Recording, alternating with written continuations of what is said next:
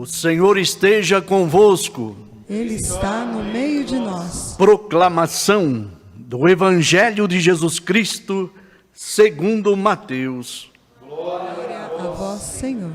Naquele tempo, Jesus disse a seus discípulos: Se o teu irmão pecar contra ti, vai corrigi-lo, mas, em particular, a sós contigo.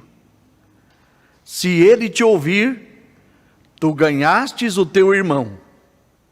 Se ele não te ouvir, toma contigo mais uma ou duas pessoas, para que toda a questão seja decidida sob a palavra de 2 ou 3 testemunhas. Se ele não vos der ouvido, dize-o à igreja. Se nem mesmo a igreja ele ouvir, seja tratado como se fosse um pagão ou um pecador público. Em verdade vos digo, tudo o que ligardes na terra será ligado no céu, e tudo o que desligardes na terra será desligado no céu. De novo, eu vos digo, se 2 de vós estiverem de acordo na terra, sobre qualquer coisa que quiserem pedir, isto vos será concedido por meu Pai que está nos céus. Pois, onde 2 ou 3 estiverem reunidos em meu nome, eu estou ali, no meio deles. Palavra da salvação. Glória a vós, Senhor. Podemos sentar.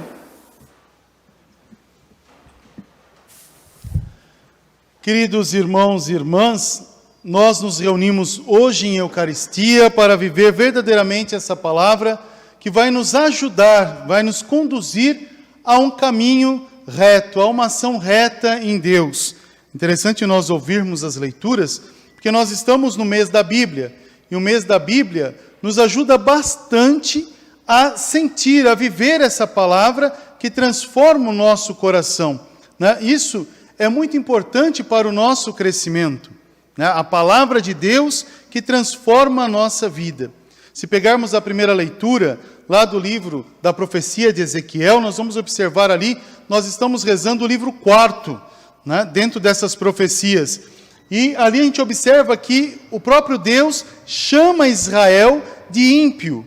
Chamar Israel de ímpio significa o quê? Que Israel não pertence, né, sobre uma ação querida por Deus, porque o que opera e o que impera dentro dessa comunidade de Israel, o que está imperando ali é uma realidade de pecado. Então cada um está vivendo de acordo com o que se quer viver. Não está vivendo segundo o preceito de Deus, o Deus de Israel. Então são ações ali que estão sendo colocadas. Mais fácil para entender, é como hoje. Nós estamos vivendo um tempo de pandemia, não é verdade? E a gente está em quarentena. Onde que as pessoas se encontram? Olha que interessante. Será que as pessoas que estão no local que não é para estar, estão vivendo verdadeiramente o compromisso de unidade? Então são ações para que a gente parar e pensar um pouquinho sobre essas realidades. Ali, o profeta fala uma coisa importante dentro desta ação. Ele diz assim, de uma maneira muito forte, ele fala Deus fala com ele, você avisa, se esse que está fazendo errado se emendar e voltar a uma correção fraterna, você ganhou seu irmão. Então nada vai acontecer. Se você não avisa, porque você é profeta, se você não anuncia, e aquele irmão se perde, você vai prestar contas da vida daquele irmão. Aí fala uma terceira parte, dizendo assim, Se você avisa e se aquela pessoa não se emendar, você será salvo, mas aquela pessoa morrerá. Assim que ele dizia, o próprio Deus explicou ao povo do antigo Israel sobre esta ação. Então, logo, o que Deus espera da comunidade? Que pelo anúncio do profeta, todos possam se emendar e tomar uma nova posição, retomar a vida. Essa leitura foi escolhida na Sagrada Liturgia para ajudar a entender a leitura do Evangelho que nós ouvimos, a proclamação do Evangelho. Veja que interessante, Jesus está falando para os seus discípulos e está dizendo para eles sobre uma dimensão de graça e de pecado. Se alguém cometer um pecado contra você, chama teu irmão em particular e corrija-o. Agora, aqui a gente pode cair num perigo muito grande, porque Mateus está escrevendo para uma comunidade judaica, viu, gente? Essa comunidade judaica está começando a viver o cristianismo. A gente pode cair num perigo de não viver a correção fraterna, mas de ficar procurando o pecado. Porque é muito mais fácil eu achar pecado nos outros. Você já reparou que coisa interessante? A gente sempre olha para uma realidade, uma situação, a gente aponta os pecados, né? Mas dificilmente a gente tem aquela capacidade de olhar para si e dizer, olha, eu também peco. Mas eu peco, todo mundo peca, não é assim que a gente fala? Eu peco, todo mundo peca, ou, é sempre aqueles mesmos pecados. Não. Então não houve conversão. Olha que interessante o fato. Quando aqui está dizendo de uma realidade de pecado, o pecar contra você, aqui está dizendo primeiramente, quem que é, se alguém pecar contra ti? Quem é esse que está pecando contra ti? Essa é a pergunta. Quem é esse que está pecando contra ti? Quem peca contra ti? Olha que pergunta forte é essa. Primeiramente, sou eu comigo mesmo. Não é eu com o outro. Por isso que ele fala, chama a sós e olha para si. Já repararam que no tempo de pandemia, né, todo mundo, a gente fala todo mundo no âmbito geral, no âmbito global, as pessoas entram numa paranoia muito forte, porque é comum. E quando fica muito tempo isolado, o que acontece? As pessoas gritam, eu não aguento mais ficar em casa, não é verdade? E sai. Só que a pessoa está pensando no outro, ela está pensando em si própria. Porque faz parte também, né? Só que nós estamos num tempo conjunto, não estamos num tempo isolado, livre. Estamos num tempo conjunto, nós temos que pensar em unidade, né? Não em ação egocêntrica, eu comigo mesmo. É interessante olhar ali. Mas ele fala, se pecar, chama só e busca conversão. Como é que eu posso hoje corrigir o meu irmão que não está vivendo um tempo pandêmico? Se eu me coloco nessa atitude de buscar me preservar, eu estou preservando o meu irmão. Se eu buscar me cuidar, eu estou cuidando ao meu irmão. Isso não quer dizer que ninguém vai pegar, ninguém está sujeito ao vírus. Todo mundo pode pegar, não é verdade? Então a gente tem que se precaver. Agora, esse precaver primeiro é para essa casa, o templo. Então a gente olhar para o templo, é engraçado, a gente fala, eu não aguento mais, eu preciso sair. Interessante que ninguém fala assim, né? Eu não aguento mais pecar, eu preciso libertação. Eu quero sair desse pecado, eu quero buscar a reconciliação. Ninguém fala, poucos falam. A gente tem que buscar essa alegria em Deus. Mas se a gente olha para a nossa natureza e não consegue ainda enxergar esta realidade, eu não consigo ajudar o irmão a crescer. Uma vez conhecendo essa ação em Deus, eu vou poder olhar para o outro e não a minha fala, mas a minha conduta é que vai ajudar o meu irmão a enxergar o seu erro e a se reconstituir.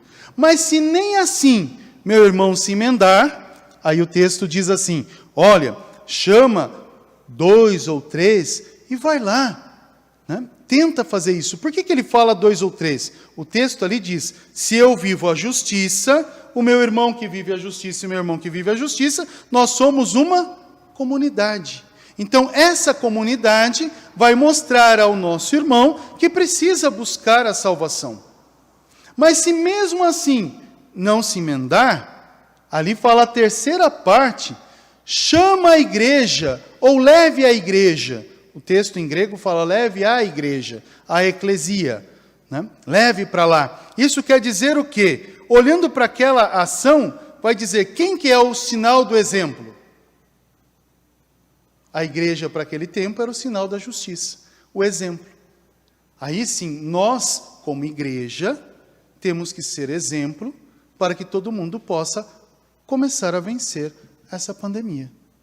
Ou, numa dimensão de graça e de pecado, nós devemos buscar a graça para nos afastar do pecado, para que os nossos irmãos possam olhar para aquela comunidade e dizer, olha como aquela comunidade vive o diferencial. Qual que é o diferencial daquela comunidade, daquela igreja? Eles vivem a unidade, buscam o exemplo, e o exemplo salva e reconstrói. Olha que ação bonita que ele faz. Mas se mesmo assim, seu irmão não se emendar, qual que é a frase que diz ali? Seja tratado como um pagão, ou um pecador publicano. É forte essa palavra. Para nós, em português, não soa quase nada, mas para eles soa muito forte. Pagão significa fora da comunhão, alguém fora de casa. É como se estivesse dizendo assim, você não pertence à minha família. É forte isso. Pensou você encontrar alguém, você está em família, e alguém da tua casa diz, você não pertence mais à nossa família? Como que você se sentiria? É forte isso. Depois fala, um pecador publicano quer dizer alguém inexistente. É muito mais complicado. Isso significa uma ausência. Então eu vou te anular da existência do conjunto do todo. Mas Deus é misericordioso. Viram que no fundo ali, quase no final do texto, ele diz uma coisa importante? Ele fala algo muito importante para a comunidade. Ele diz assim, né? Ele mostra bem sobre essa situação. Fala assim, olha, se diante de tudo isso, se você souber olhar para você e se perdoar, você encontrou a paz. É bonito, é forte isso. A gente poder olhar para a nossa realidade e buscar a salvação, porque a salvação vem de Deus. Depois olhar para essa realidade e buscar uma outra ação que vai nos ajudar a crescer. Pode pedir a um irmão ou uma irmã que unidos estiverem, que tudo que vocês pedirem, eu te darei. É bonito demais. Aí a gente tem que pensar uma coisa importante. Lembra, se eu falei que eu tenho que olhar para a minha realidade, São Paulo, quando fala para os coríntios, fala qual é a máxima de todos os mandamentos? Qual é a máxima de todos os mandamentos? Olha que interessante ali. De todos os mandamentos, ficai com essa frase que é superior a todos eles. Não quer dizer que os mandamentos perdem os valores. Eles têm o valor. Amar ao próximo como a si mesmo. Olha que maravilha. Amar ao próximo como a si mesmo. Mas para eu poder amar alguém, eu preciso amar essa realidade que sou eu. Eu só consigo amar o próximo se eu conseguir amar essa realidade que sou eu. Porque eu sou o templo do Espírito Santo. Agora, se eu não amar essa realidade, não proteger essa realidade, não edificar essa casa, como é que eu vou edificar a casa do outro? O meu irmão, a minha irmã. Né? É uma ação para parar e para pensar. São Paulo ajuda bastante sobre isso. Depois, pensa bem. Se Deus me ama, Ele me constituiu como? Imagem e semelhança dEle. Então, logo eu sou imagem e semelhança de Deus. E eu tenho que saber buscar em você a imagem e semelhança de Deus. Se eu pecar, eu estou desobedecendo a ordem sagrada, desonrando pai e mãe. Se eu não ajudar o meu irmão a viver a graça da misericórdia, também estou pecando sobre a mesma natureza. Porque estou banindo a imagem e semelhança de Deus. Olha como é importante tudo isso. Então a palavra de Deus hoje nos ajuda a viver tudo isso. Agora, como viver? Sendo palavra de Deus um para com os outros. Então que a minha vida te conduza à vida. Olha que ação forte que Deus nos dá. Um exemplo bonito é de Santa Teresa de Cálcuta, que nós celebramos ontem. Veja que interessante. Teresa de Calcutá era muito ocupada. Uma criança da sua creche falou para ela: Madre Teresa, a senhora está muito ocupada hoje? Isso para entender esse sentido de ser um com o outro e que a minha existência tem que ser para ti causa de santificação, santidade. Né? Ela falou: sim, estou muito ocupada. Por quê? É porque eu queria que a senhora pulasse corda comigo. Sabe que Santa Teresa respondeu para essa criança? Madre Teresa, porque ela não sabia que ela era santa, né? Madre Teresa respondeu para essa criança, disse assim para ele: é para agora. Ele falou: mas a senhora não tem muita coisa para fazer? Tenho, mas nada é tão importante do que pular corda contigo. Olha que coisa bonita. Nada é mais importante do que pular, né? Do que pular a corda contigo. A importância de me fazer um com você, para o teu crescimento e para a tua vida. Olhando para essa máxima, nós rezamos hoje o 7º dia da Dona Geni Fernandes Pomares Mendes.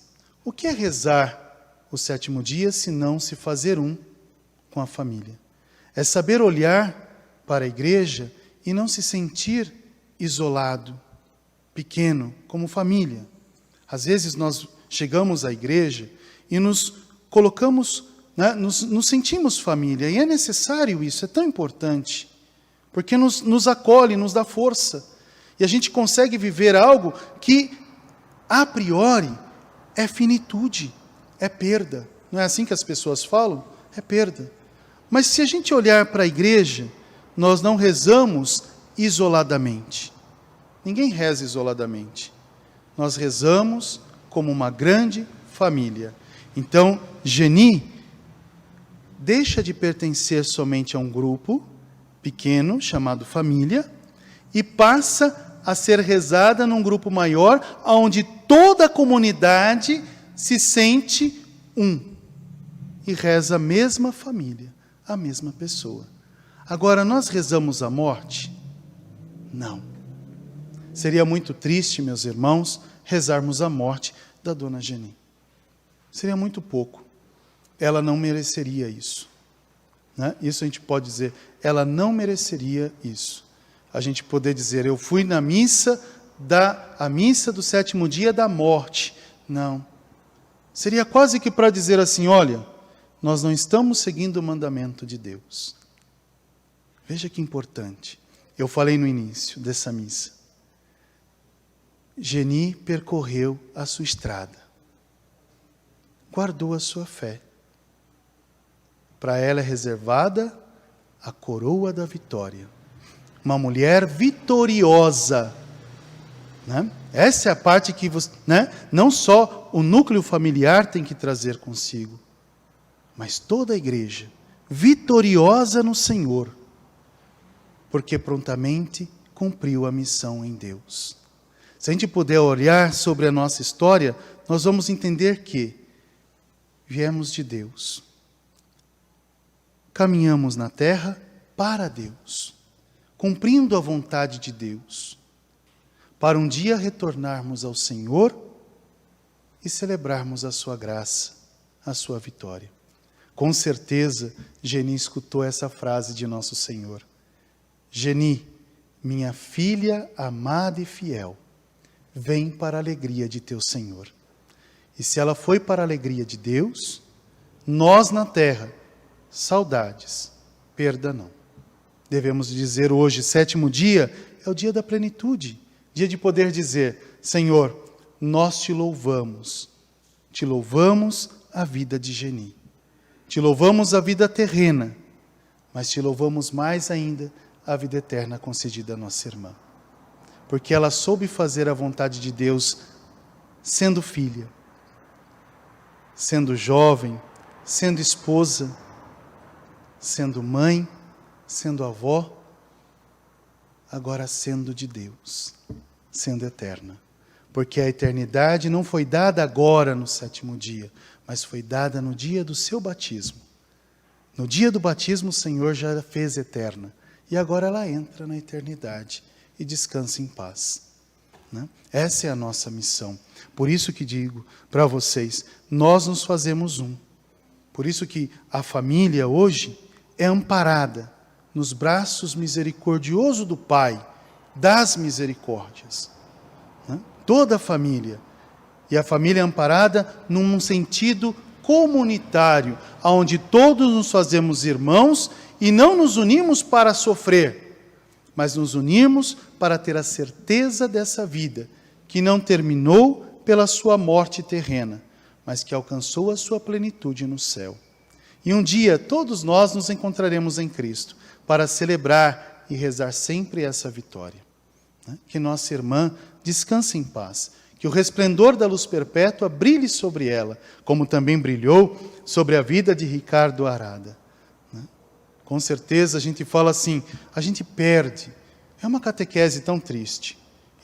Particularmente, eu não gosto dessa catequese, porque eu não perco aquilo que Deus apostou em mim. Eu ganho. Por isso que essa frase me chama muita atenção. E eu falo sempre aos meus familiares e também falo a vocês. Se alegrem, porque Geni escutou de Deus essa frase. Minha serva boa e fiel, vem para a alegria do teu Senhor. Como fostes fiel nas pequenas coisas, te faço agora grande na eternidade. É uma mulher grande na vida terrena, uma mulher grande na eternidade. Que ela descanse em paz, que ela tenha a alegria do eterno e que a gente possa sempre se encontrar na Eucaristia. Todas as vezes que celebramos a Eucaristia, não quer dizer que as almas descem sobre a terra e permanecem conosco, não. Nós nos unimos, é diferente. Ninguém desce do céu, do céu à terra, mas quando rezamos a Eucaristia, Deus nos concede a graça de chegarmos, somos nós que subimos aos céus e celebramos essa alegria em Deus. Porque senão, toda a Eucaristia seria um ato fúnebre, de morte, de perda e de desolação. Nós encontramos o céu. Quer se encontrar com todos os seus? É só olhar para a Eucaristia. É só olhar para a missa, a sua, a nossa, a missa, e poder dizer, aqui encontrei o céu. Não preciso ver, mas o meu coração pode tocar. Essa é a expressão bonita. Por isso que nós rezamos o 7º dia, 1 mês e 1 ano de falecimento. Não para lembrar aquela realidade da separação, mas para rezar a certeza da vitória concedida àqueles que por primeiro mereceram. Uma pessoa também me perguntou assim, por que levou ela e não eu? No caso aqui da Geni, talvez alguém possa ter dito para vocês, ou alguém de vocês também pode ter dito isso.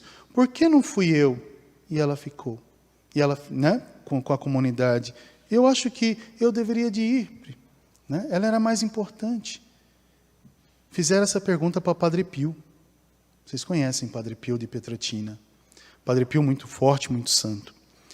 E falaram assim, Padre Pio, por que não levou eu e deixou meu irmão? É um homem que questionou isso sobre a morte de seu irmão.